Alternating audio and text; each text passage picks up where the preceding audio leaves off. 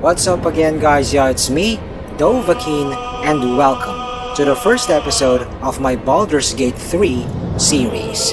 And before we begin, be sure to hit on the subscribe button for more great videos.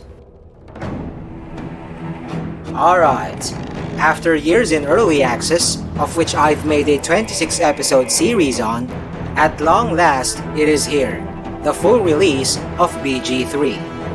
And to give you an idea on how long the wait was, I've played this game across 3 generations of graphics cards.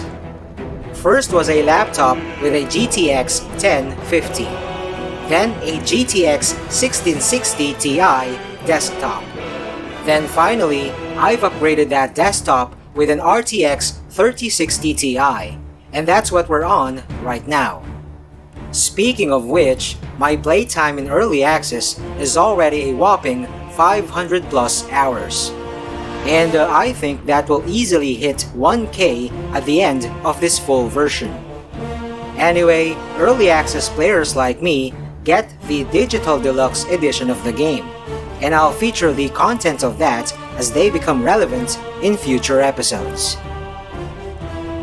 Anyhow, as per my history with the Baldur's Gate franchise, I've played BG1 and 2 nearly 2 decades ago, way back in my late teens, of which, by the way, were based on the rules of Advanced Dungeons & Dragons. This game, however, is based on the 5th edition rules of D&D, of which link is also in the description. On the other hand, as per Larian Studios Games, the developer of this sequel, I've also played Divinity Original Sin 1 and 2, the latter of which I've made a 75 episode series on. Thus, without doubt, I'm a veteran of this genre, classic RPGs. Okay, so now without further ado, let's get into it.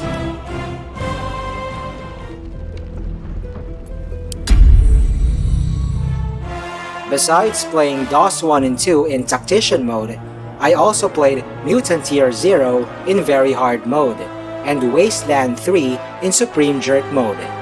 2 other CRPGs that I've made series on here in my channel. So, it's a no-brainer. Tactician mode it is.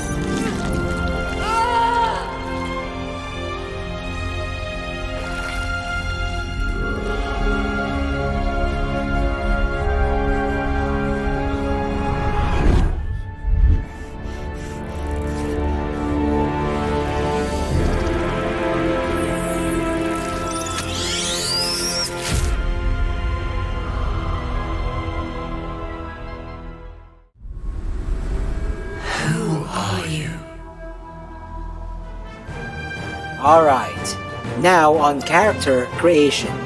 To begin with, I'm gonna play a custom character, but I'm gonna introduce you the origin characters, which you can also play as and have their own set backgrounds, and stories.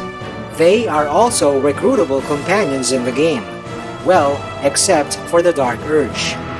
On a side note, back in early access, Origin characters were not playable.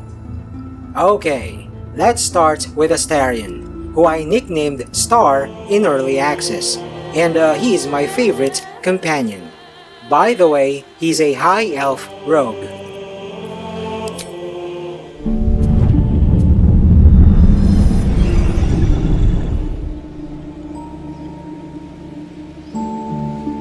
Hello, darling. Don't be shy.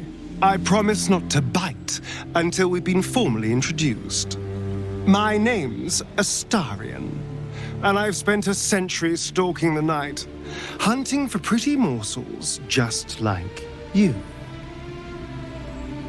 A man called Cazador made me what I am, kept me like a pet, forced me to do his bidding. No more. The Tadpole's influence broke his dominance over me, and now I can finally pursue the one thing I've hungered for these long, dark years. Revenge. I'm going back to Baldur's Gate to track Cazador down in his lair. I'll be the last thing the bastard ever sees.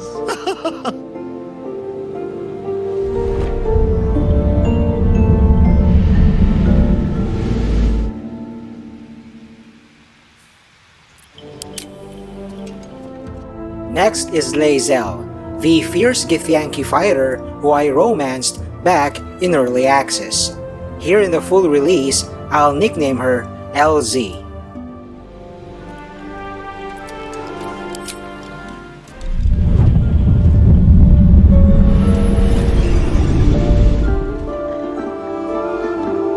Since I was born in the cold reaches of world space, I have known but one purpose: to wield a silver sword and ride a red dragon in service of my regent, the Githyanki Queen Vlaakith. My first step on this path is to slay a mind flayer and bring its head to my queen. There is no flesh I will not carve, and no barrier I will not shatter to see it done. I am the one who sunders. I am the Undying Queen's most unshakable warrior. I am Lae'zel of Kalir.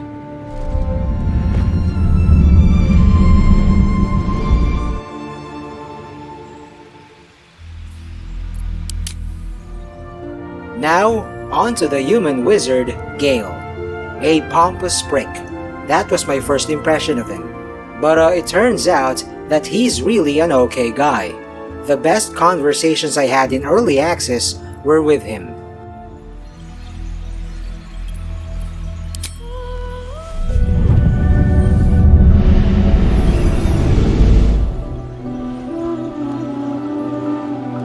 Well met, stranger. You find yourself in the presence of the renowned wizarding prodigy, Gale of Waterdeep. Please, no need to be intimidated.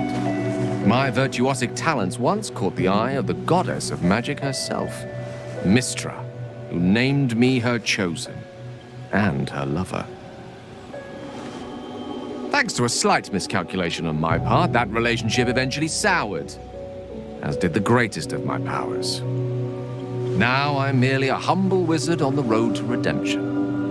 Unless I can find the path to something greater.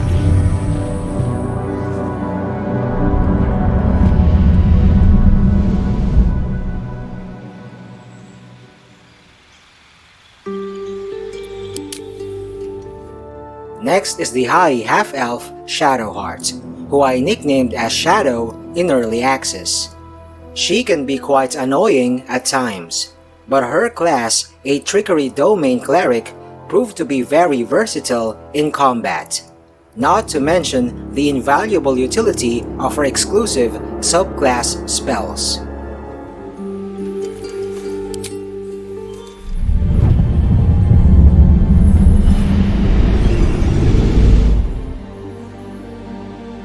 My name is Shadowheart, loyal servant of Shar, goddess of darkness and loss. There is little more I can tell you than that. My Lady Shah tasked me with a mission of such secrecy that I surrendered great swathes of my memory in order to safeguard the knowledge of it. All I know is that I must bring the artifact I hold to Baldur's Gate, and that nothing can stand in my way. My goddess is watching.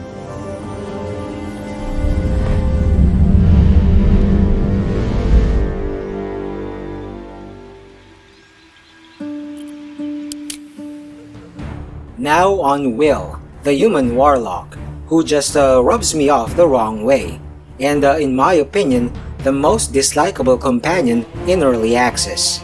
But Larian Studios said that they rewrote his entire character here in the full version, so we'll find out.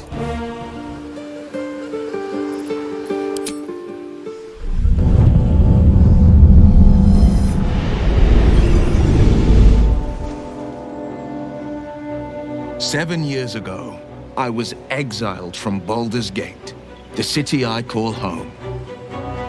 My name is Will, but the people of the Sword Coast call me the Blade of Frontiers, champion of the meek, defender of the innocent. The truth isn't quite so simple, but they're right about one thing. I hunt monsters, and I always catch my prey. My latest target is a devil, and I'm right on her tail. Once I'm through with her, she'll never escape the fires of the first hell."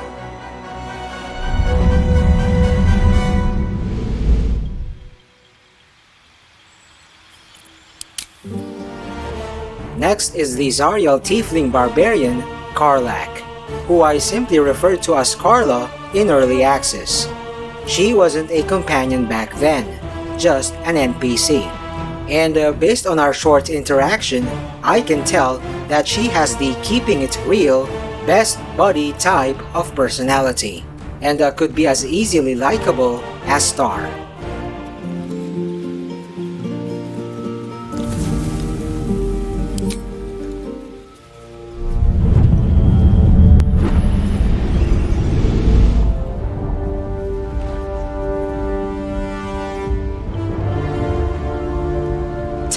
Ago, I was sold to the Archdevil Zariel. She put a Hellfire engine in my chest and made me her prize soldier. But I've escaped now. Thank you, Mind Flayers. And I've got a few scores to settle. If this engine doesn't burn me to ash first, I'll need people I can trust, an infernal mechanic, and a serious amount of luck. But you know what? I'm not worried. After 10 years in the Hells, I can take on anything. I've got my chance at freedom, and believe me, I'm going home.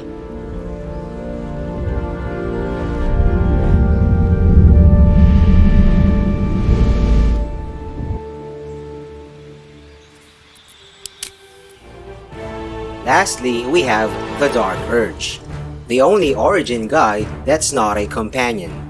But unlike the others, except for his background which is set to Haunted One, giving him skills on medicine and intimidation, you can fully customize his gender, race, class, abilities, and appearance. Perhaps for a second playthrough, I'm gonna go for the Dark Urge.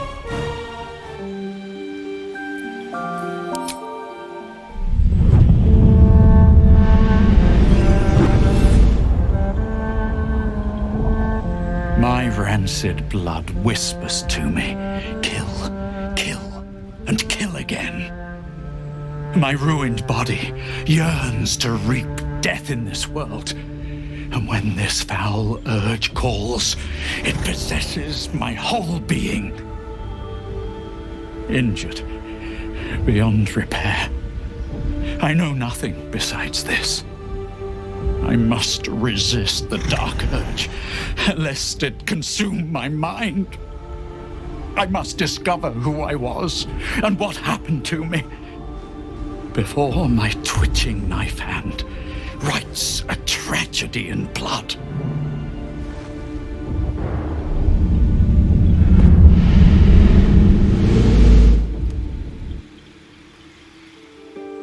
Alright, Now let me show you the available races and sub-races in the game. And the first one is Elf, with 2 sub-races.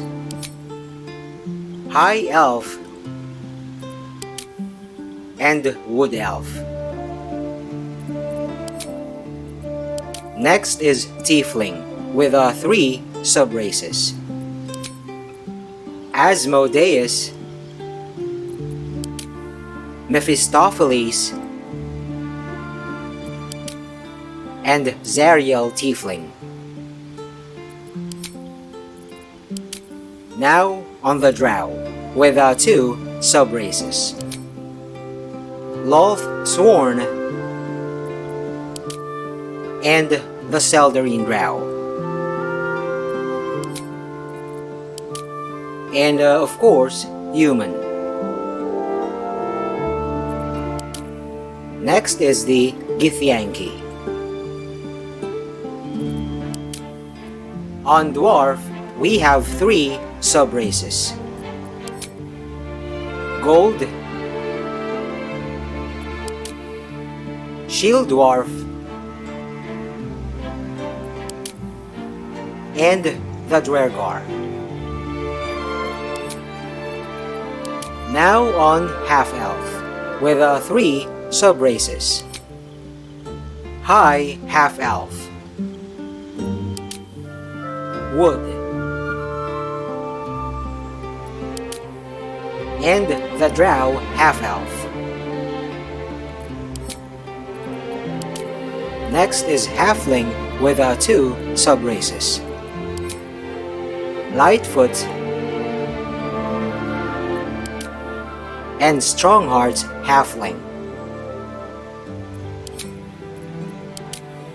On Gnome, there are 3 sub-races. Rock, Forest, and Deep Gnome. Now on the Dragonborn with a whopping 10 sub-races. Black,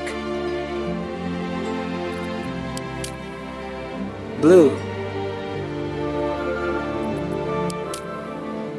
Brass, Bronze,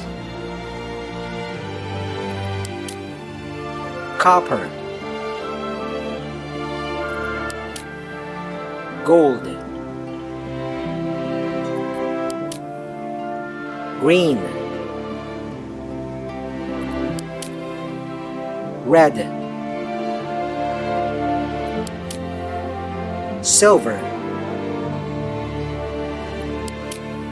and White.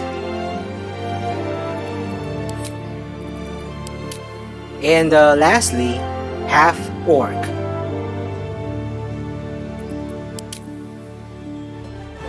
Okay, now on classes and subclasses. Take note, most subclasses are not available in the beginning. For those classes, the option to pick your subclass unlocks at a certain level, so I'll display a separate panel for those.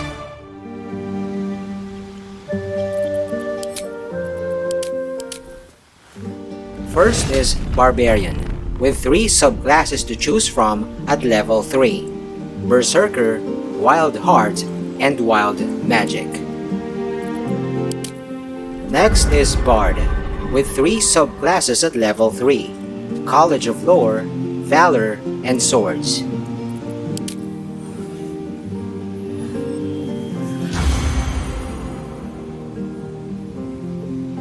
On Cleric, there are 7 subclasses. Life Domain, Light, Trickery, Knowledge, Nature, Tempest, and War Domain. You can also choose from a multitude of deities.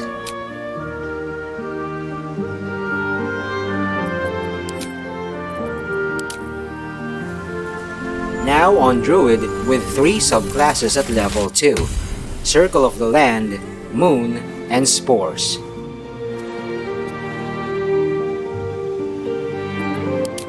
Next is Fighter, with 3 subclasses at level 3, Battle Master, Eldritch Knight, and Champion.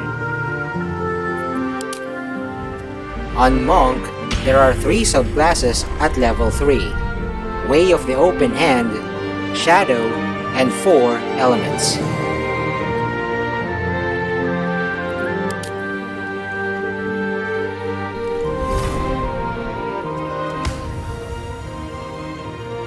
Now on Paladin with 3 subclasses. Oath of the Ancients, Devotion, and Vengeance. Next is Ranger, with 3 subclasses at level 3, Hunter, Beast Master, and Gloom Stalker. On Rogue, there are 3 subclasses at level 3, Arcane Trickster, Assassin, and Thief.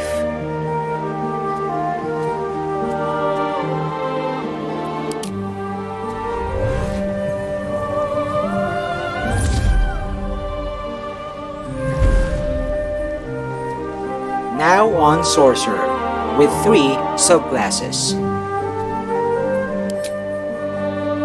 Wild Magic, Draconic Bloodline, and Storm Sorcery.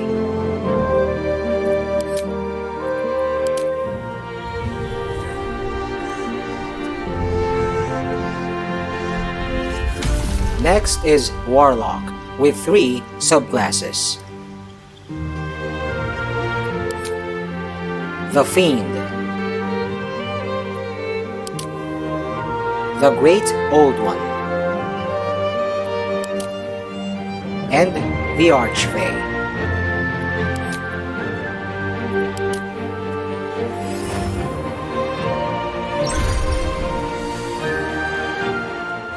And lastly, the Wizard with 8 subclasses at level 2. Abjuration School, Conjuration, Divination, Enchantment, Evocation, Necromancy, Illusion, and Transmutation School.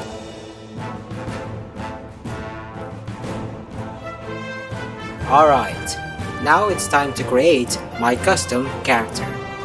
I like playing as a mage, and I did that in both Divinity Original Sin 1 and 2.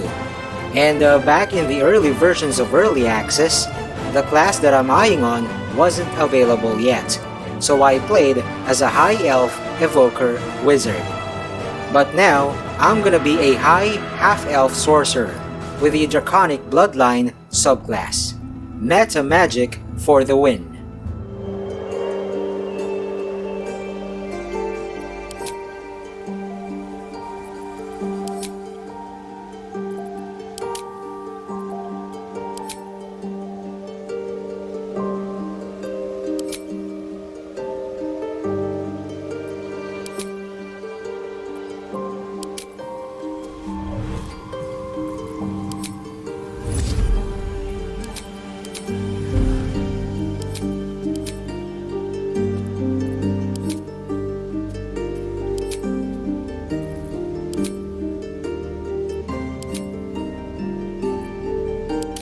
For my dragon ancestor, I'ma go for white, to get the Armor of Agathis spell.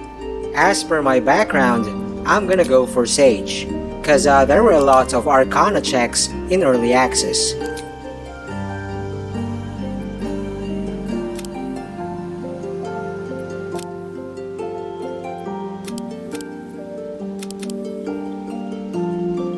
On ability points, always try to reach an even number, cause that's where proficiencies increase. Anyway, Charisma is the primary stat of the Sorcerer, but I can't get it up to 18 points, cause there's a cap of 15 for all abilities, and the only way to increase it is by using the two bonuses, of which you can't assign on the same stat. As per favoring wisdom over intelligence, insights and perception checks which rely on wisdom are quite important too. Besides, I already have skills on Arcana and History, which are intelligence checks. By the way, if you think you fucked up here in character creation, don't worry, cause you can always respec your characters later on. And yes, that includes the origin guys and other companions as well. However, their stories will still play out as the class that they started with. Okay, now on appearance. And the degree of customization here is just overwhelming. But don't fret, I got this covered already, so this ain't gonna take long. Where to next? What was that?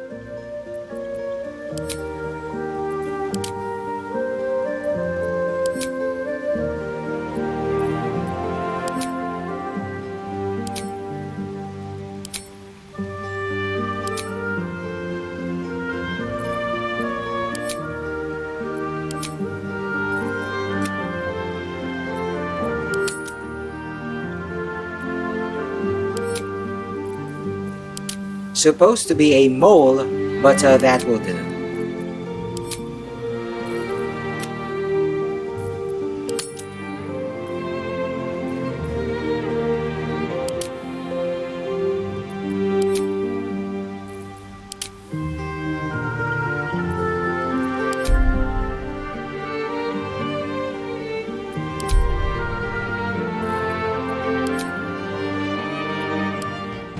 To remind you, this game has a mature 17 plus ESRB rating, and I've turned on the two nudity settings.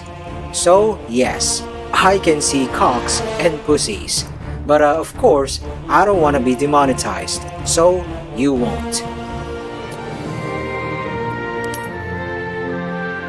By the way, in case you're wondering, I'm gonna go for Penis E, the fully shaved and circumcised one.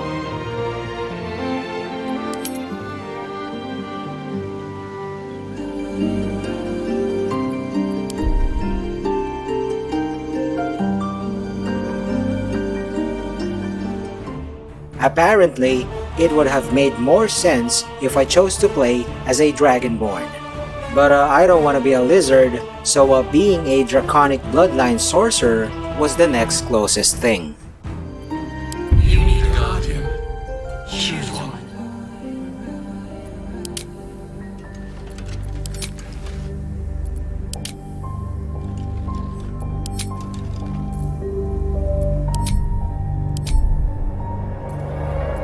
Remarkable. Truly. In early access, the question was, who do you dream of at night? So I modeled this from my wife. Here, I don't know what a guardian is for, but since my wife knows what I did back in early access, and she's actually behind me right now watching, so you know, I have no choice.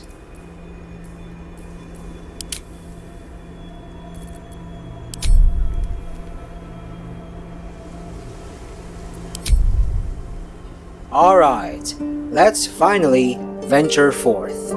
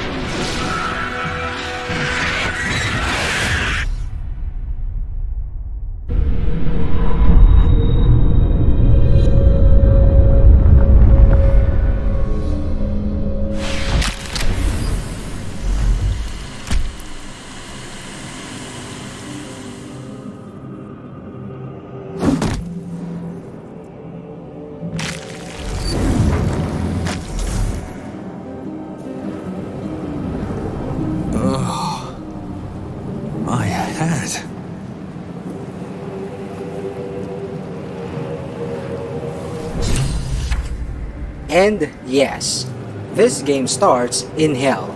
So stay tuned in for the next episode as we navigate out of here.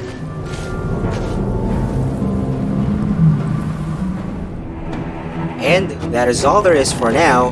Thanks for watching. Also, check out other videos from Sabbath Band Philippines and don't forget to subscribe. See you on my next vid. Peace out, y'all.